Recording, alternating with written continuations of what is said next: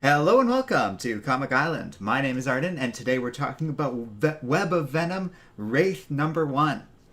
So, for those who, most of you should probably be pretty familiar with my opinion of Donny Cates' Venom run these days, or just that overall plot wave of content that has happened over the last couple of years.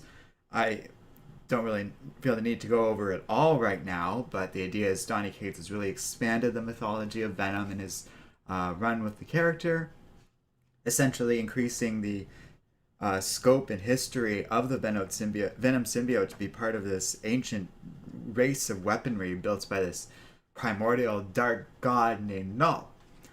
Again, a lot of this should be familiar to a lot of Marvel fans. They've done a whole event on this at this point called Absolute Carnage, and it very much seems like another one is on the horizon based on the way that the Venom series itself is going, and the first of a little publication like this where we focus on a character named Wraith, who got introduced in the 2019 Guardians of the Galaxy book as part of the Dark Guardians of the Galaxy. But I didn't read that book and didn't know much about this character, so I was really introduced to him here. Donny Cates obviously writes this book, along with Gio Villanova doing the artwork, Dean White doing the coloring, and Clayton Cowles doing the lettering. On the whole, they all do a pretty great job, right in line with what you might expect out of Donny Cates' Venom books. This one really being no different, other than it takes place in space and revolves around a Kree who is bonded with a very different kind of symbiote and is named Wraith. I like this character and really like what they did with this book on the whole, but if you're looking for a spoiler-free review, we might have to leave things there. You should probably check this book out. It's quite fun and went in a very unexpected direction, but that's really all I can say about it without getting into spoilers. So with that in mind, let's get a little bit into spoilers, because I thought for sure this was going to be kind of setting up a new character, and it really is just sort of exploring this history, but I don't know if Wraith is set up for the future. It doesn't seem that way based on the outcome of this particular book, which was an interesting little twist. And on the whole, I don't necessarily find it matters. This wasn't all just set up. This was entertaining in and of itself, and was kind of interesting because of that. So the idea is we open up on Mark Saw's, this Kree prison facility. We get introduced to Rafe's character. He kind of reminds me of like almost the Punisher mixed with Venom. He tries to help this woman who's being accosted by this gang. He's kind of, they establish he's very old and worn down, not as fast as he used to be, but he still just decimates these other Kree. Uh, he kind of gives the woman directions and admits he was born here. And then we get some narration about kind of how Wraith came to be. He was lost along the way, but he makes his way to his father's old lab. And he thinks about like his old past from those previous books. But again, I didn't feel like I had to have read the Guardians of the Galaxy run to really glean that information. And then he kind of has this moment where he flashes back and remembers like how he came to be, where his people were. It's a lot of that sort of pretty standard one-shot stuff that, like I said, I would assume would be setting up a character. But it is just interesting content about how like he was fleeing from Kree death troops coming to slaughter his people. So his whole family just gets wiped out in this, I assume, and as his world burned, his ship got swallowed by this darkness, and he became bonded with something. But like, and I say that just because it's not like a traditional symbiote and seems to be this sort of collective thing. Exelon is its name, and it takes him through this through the lab. Like it leads him to this giant symbol of Null. He touches it and uses his teleporter to like along with Exodar, find the planet of the symbiotes, Planitar, that's basically Null's little prison. He lands on there and kind of instantly senses this mistake. He gets some sort of gleaning of Eddie Brock and what's going on with him, but then the planet just kind of explodes around him because it's all just made of symbiotes, and he gets surrounded by them. He can't, like, he manages to break out, but he can't quite overwhelm them, and he finds himself face to face with Null, which is quite the moment. And Null's standing over him and just is like, "Oh, Exelon." And he's like, "I don't actually recognize you." Like, and he kind of is like, "This thing feels familiar, and you got to be related."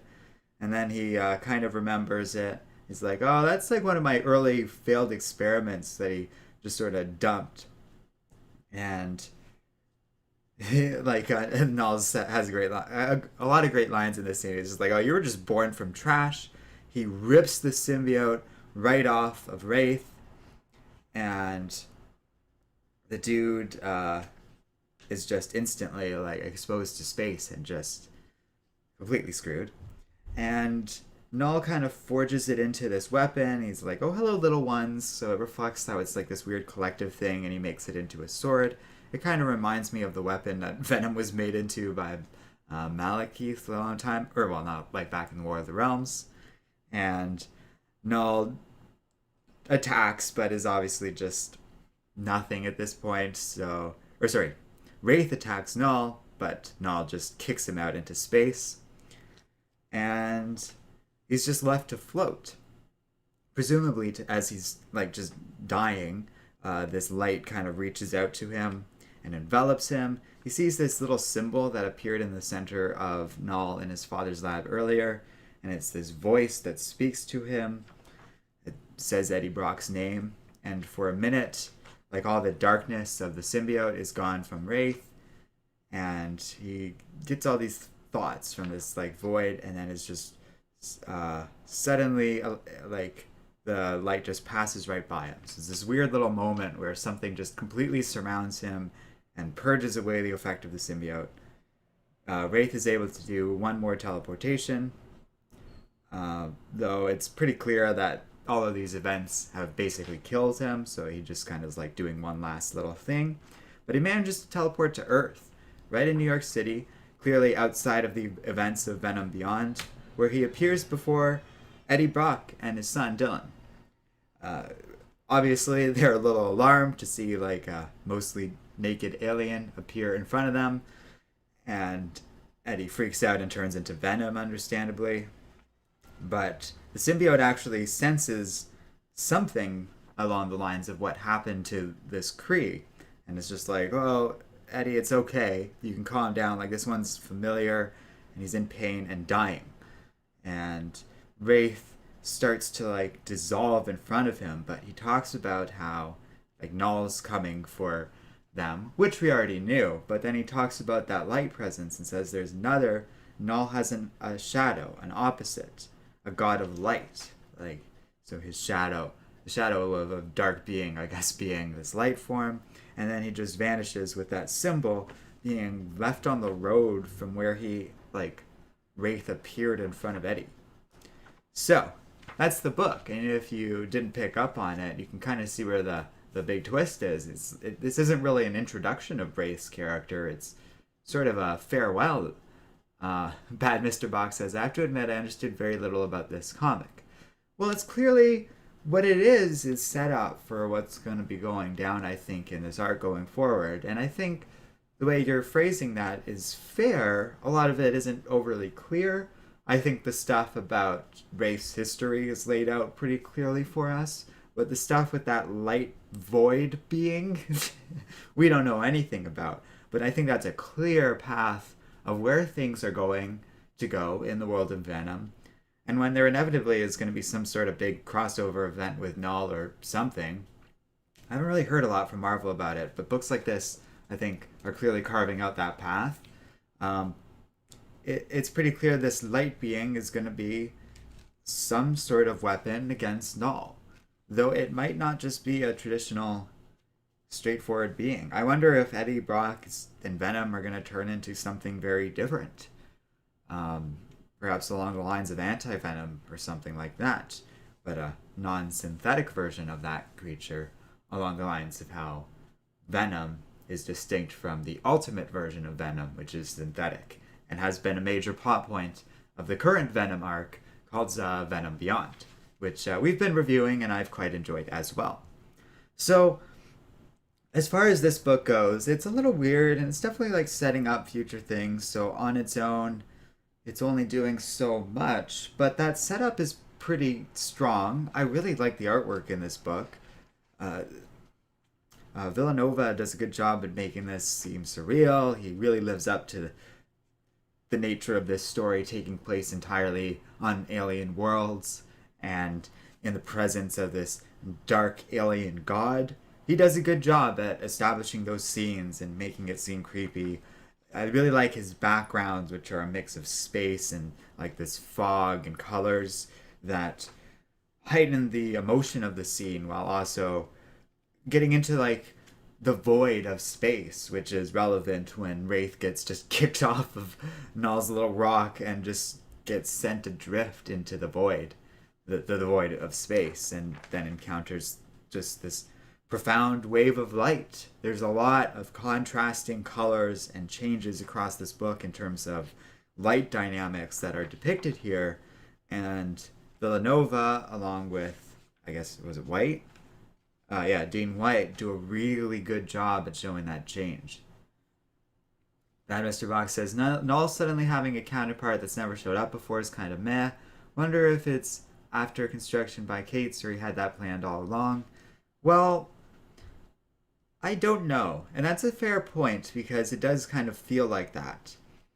It feels a little right to me to a degree, or at least it's the path. It's an answer to something I've been wondering for some time because Null is so powerful. I've always wondered how Cates planned on Venom ever being able to deal with this being, and it is that. I think there's a million ways that light being could be used very ineffectively. And a different writer might have that light being just sort of be an easy out to sort of explain away whatever's going to happen in the upcoming stories involving Null or story, whatever the plan is. And it could also be like a transformation for Venom, like I said. My hopes is Donny Cates has something a little more creative planned. Maybe this is a bit of a red herring. This being is going to show up and Null's just going to decimate it. And it's just going to be one of those what now moments where we have no idea still how Venom is going to overcome this being. It's also the way it's referred to as a shadow and a god of light. I don't know. Everything about Wraith is all darky and grim and stuff, but he doesn't treat it like a necessarily good being. It doesn't save the Kree's life. I'm not necessarily sure it's benevolent or just our easy little escape out of this story. And the thing is, we have to kind of go by Cates' track record with Venom, which generally has avoided tropes like that. So we'll see. Although it's not entirely clear because some of Cates' story arcs have ended like that, which was the thought that you just saw occur to me in real time on camera. So, it is possible. It's a little hard to endorse this book knowing that anything could happen going forward, good or bad, in terms of quality. But out of what we got here, this was a fun little standalone story that surprised me a little bit. Added a story about presumably what will be Null's weapon rather than a new character or potential ally against Null, which was a good twist and kind of builds up this alien god's threat a little bit. It also feels like he's just here now and is hardly imprisoned whatsoever, which we kind of knew already, but it's just hammering home the fact that Null's a-comin' and it's unclear what will stop him, although, like I said, this book is really our first hint of what that might be. Still, I liked it overall and think I would recommend it. It's maybe not the best, like, Kate's Venom book out there. But, yeah, Marshall Lewis just said in chat, good book. I think that's overall my summary of it as well. A good mix of art and interesting character work with a solid twist I really didn't see coming that feels like it built up the Venom mythology in an unexpected way. It was kind of cool. I really thought this was going to be like one of those standalone books that was just all about Wraith, and we'd know a little bit more about this character and his backstory, and we'd see this character going forward. But I truly think that's it for this Kree, at least for now. Maybe they'll pull off a resurrection thing, but they shouldn't. It's kind of cool that they like, oh, cool character we introduced last year, and he's gone. Just wiped out in the tidal wave of Null. That's pretty, I don't know, counterintuitive to what I'd expect out of Marvel these days, and pretty ballsy of them. I like it. I kind of stand by that decision. It was interesting. Sometimes it's good to have a surprise. It's nice having new characters and stuff. So there is that side of it, but for what this is, I enjoyed it.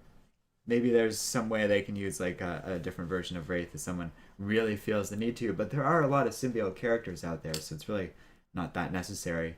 Plus, that Exodar sword is still there, and who knows where that little collective of non-symbiotes are going to end up. They're like weird cousins of Venom and Carnage and all those guys, so I'm curious to see how that goes. And yeah, so we'll probably leave it there. Thanks, Bad Mr. Box and Marshall Lewis, for joining us in stream. We still got a ton of stuff to catch up on, including a series I haven't talked about in some time. We're going to take a look at Nightwing and get introduced to a fun character called Dicky Boy that I'm quite looking forward to talking about a bit. So stay tuned for that. Thanks for watching, everybody, and we'll see you next time here on Comic Island.